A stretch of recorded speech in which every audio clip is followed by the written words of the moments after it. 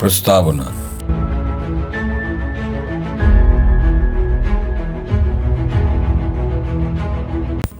ये कहानी एक अनोखी प्यार की है जिसे खुदा ने जैसे अपने बख्शिश के रूप में भेजा था। इस प्रेम कथा का आधार एक ऐसी भावना है जो दोनों के दिलों में बिना कहे बसी थी, और ये उनका प्यार ही था जो हर कठिनाई का सामना करते हुए एक मिसाल बन गया। इस कहानी में आदित्य और जोआ की मुलाकात और उनके अद्वितीय प्रेम शामिल है जो खुदा के नूर से रोशन हुआ।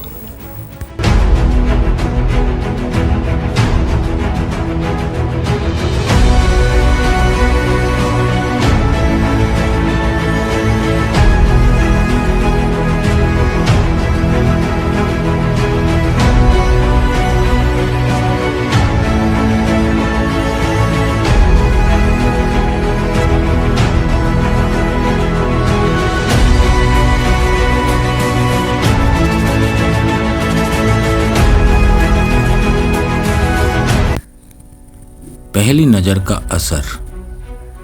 आदित्य एक युवक जिसकी आंखों में जिंदगी को लेकर सपने थे और दिल में अनगिनत अरमान। अपने काम से बेहद प्यार करने वाला मुंबई के एक प्रसिद्ध आर्किटेक्ट ऑफिस में काम कर रहा था। रोज की तरह अपनी दुनिया में मस्त आदित्य कभी कभी अकेले में सोचा करता कि क्या कभी उसके जीवन में भी कोई ऐसा आएगा जो उसके जीवन को खुशनुमा बना देगा। दूसरी ओर जोआ एक खूबसूरत लड़की जो दिल्ली से थी। उसकी आंखों में गहराई और मासूमियत थी, जैसे खुदा ने उसे फुर्सत में बनाया हो। उसे भी अपने जीवन के किसी का इंतजार था जो उसे सच्चा प्यार दे सके। एक दिन जोआ का काम के सिलसिले में मुंबई जाना हुआ। उसकी मुलाकात आदित्य से एक कॉफ़ी शॉप में हुई जहां दोनों अनजाने में एक ही टेबल पर बैठ गए। पहली ही नज़र में दोनों एक दूसरे से जैसे खिंचाव महसूस करने लगे। जब आदित्य ने जोआ को देखा तो उसके दिल में बस एक ही बात कही, खुदा भी आसमान से जब जमीन पर देखता होगा, मेरे महबूब को किसने बनाया सोचता होगा। आदित्य को जोआ को सादगी और मासूमियत में कुछ ऐसा दिखा जो उसने किसी में नहीं देखा था। मुलाकातों का सिलसिला। कॉफी शॉप में दोनों ने एक दूसरे से औपचारिक बातें की, लेकिन उनकी बातों में एक खास मिठास थी। जैसे जैसे वक्त बीतता गया उनकी मुलाकातें भी बढ़ती गई। आदित्य ने जोआ के मुंबई के खूबसूरत नज़ारे दिखाई और जोआ ने दिल्ली के अपने दिलकश किस्से सुनाई। इन मुलाकातों में दोनों ने एक दूसरे के और करीब से जानने का मौका पाया। जोआ के चेहरा आदित्य की आंखों में बस गया था और आदित्य का अंदाज जोआ को दिल को छू गया था। उनकी दोस्ती धीरे धीरे प्यार में बदलने लगी, लेकिन दोनों में से किसी ने भी अपने दिल की बात का इजहार नहीं किया। दोनों इस बात को मानने से डर रहे थे कि उनके बीच जो कुछ है वो सिर्फ एक एहसास नहीं बल्कि सच्चा प्यार है।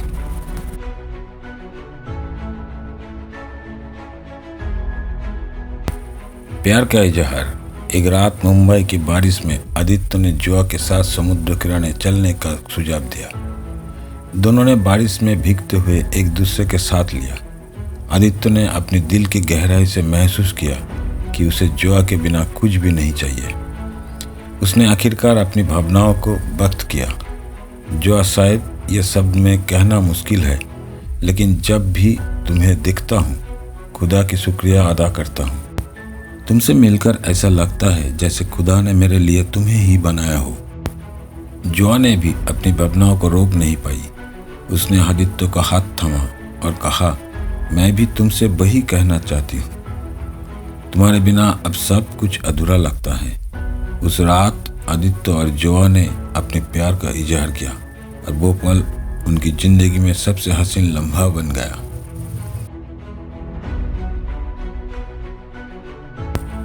समाज की चुनौतियाँ। आदित्य और जोआ का रिश्ता बहुत खूबसूरत था, लेकिन उनके सामने अब सबसे बड़ी चुनौती थी समाज और उनके परिवार की स्वीकृति। आदित्य एक हिंदू परिवार से था, जबकि जोआ का परिवार मुस्लिम था।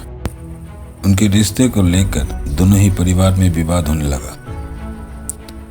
आदित्य और जोआ ने अपने परिवार को समझाने का बहुत प्रयास किया, लेकिन परिवार के मानना था कि उनका रिश्ता दोनों के धर्म के खिलाफ है और इस रिश्ते को स्वीकार करना उनके लिए मुश्किल था।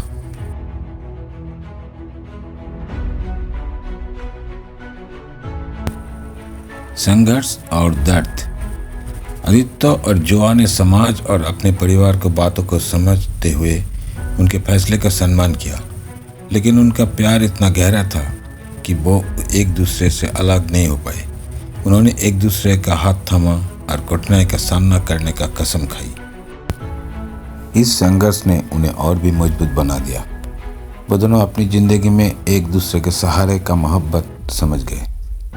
जोआ के बिना आदित्य का जीवन अधूरा था और आदित्य के बिना जोआ का जीवन बेमायने।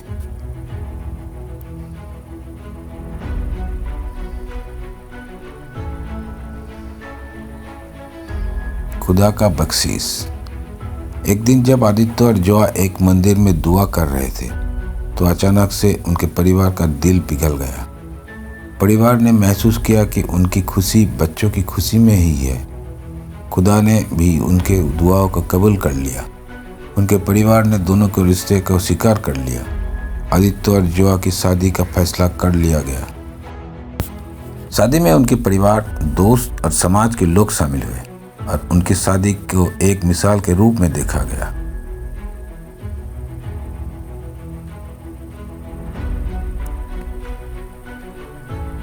नए शुरुआत की तैयारी।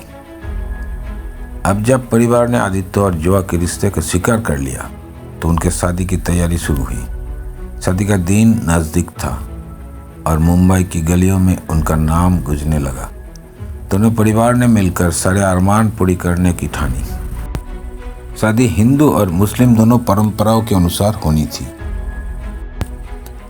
आदित्य के घर में जहां रंग बिरंगी साज सज्जा, संगीत और खास गरबा की तैयारी थी, वहीं जोआ की घर में मेहंदी और हल्दी की रौनक थी। यह शादी एक सांस्कृतिक संगम बनकर सामने आई, जिसमें दोनों परंपराओं की खूबसूरती झलकती थी।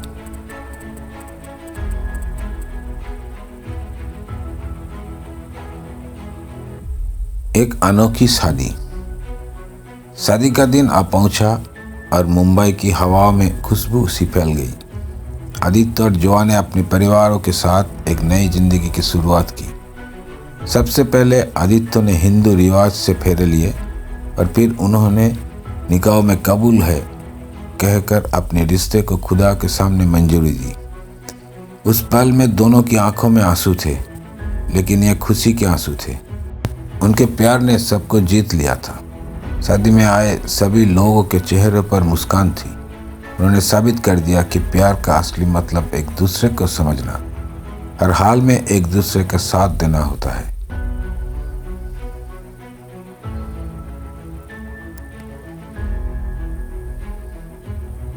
जिंदगी का नया सफर। शादी के बाद आदित्य और जोआ ने एक नई शुरुआत की। दोनों ने मिलकर एक छोटे से घर में अपनी जिंदगी को बसाया। उसकी दुनिया अब छोटी और खूबसूरत थी। आदित्य ने जोआ के साथ हर सुबह की शुरुआत की और जोआ ने आदित्य को जिंदगी को और भी खुशनुमा बना दिया। उनके पास भले ही बहुत ज़्यादा चीज़ें नहीं थी, लेकिन उनके बीच एक दूसरे के लिए प्यार और सम्मान था, जो हर दिन उनकी ज़िंदगी में खुशियाँ भरता था। जोआ ने एक छोटी सी क्लिनिक में अपनी प्रैक्टिस शुरू की और आदित्य ने अपनी आर्किटेक्ट कंपनी खोलने का सपना देखा। दोनों ने मिलकर अपने सपना को हकीकत में बदलने की ठानी।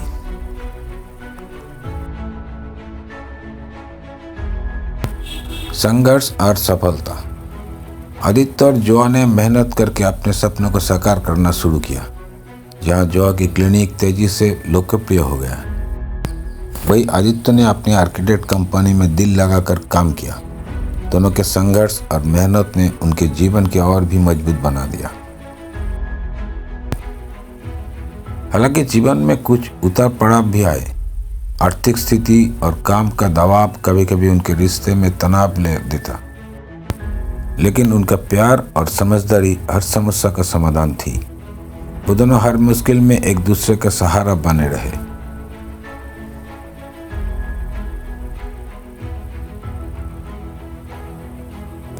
एक खास पल। एक दिन जुआ ने आदित्य को एक खुशखबरी दी कि वो माँ बनने वाली है। यह सुनकर आदित्य की आंखों में चमक आ गई।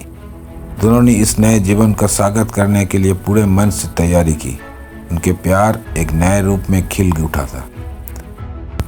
उनके बेटी के जन्म के बाद उनके रिश्ते में एक नई गहराई आई। इस नए परी ने उसके जीवन में और भी रंगीन बना दिया। उन्होंने अपनी बेटी का नाम नूर रखा क्योंकि यह उनके प्यार का सबसे खूबसूरत नतीजा थी। उनके लिए नूर खुदा का दिया हुआ एक तोहफा थी जिसने उनके रिश्ते के और भी मजबूत बना दिया।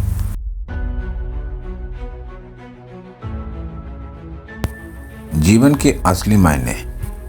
आदित्य और जुआ की प्रेम कहानी ने हर किसी को दिल को छू लिया था। उन्होंने अपनी जिंदगी से सीखा कि प्यार में संघर्ष, त्याग और विश्वास ही असली ताकत होती है। उनकी कहानी लोगों के लिए प्रेरणा बन गई।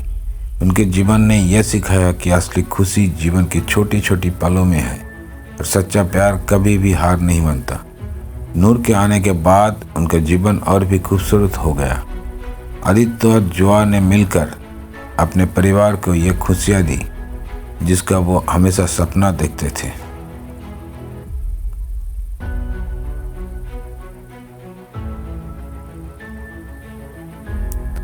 समापन। आदित्य और जुआ की कहानी ये दर्शाती है कि खुदा का नूर इन दिलों को मिलता है जो एक दूसरे के लिए बने होते हैं। उसके प्यार साबित कर दिया कि हर कठिनाई के बाद भी प्यार की जीत होती है। यह कहानी एक अनोखे रिश्ते की थी जिसमें खुदा का नूर बसता था। उनकी प्रेम कहानी ने यह सिखाया कि प्यार सबसे खूबसूरत एहसास है जो हर बंदिश और दीवार को तोड़ सकता है। उनका रिश्ता खुदा का बख्शिश था। उनके कहानी ने लोगों को यह सिखाया कि प्यार जाति, धर्म और समाज की बंदिश से परे होती है।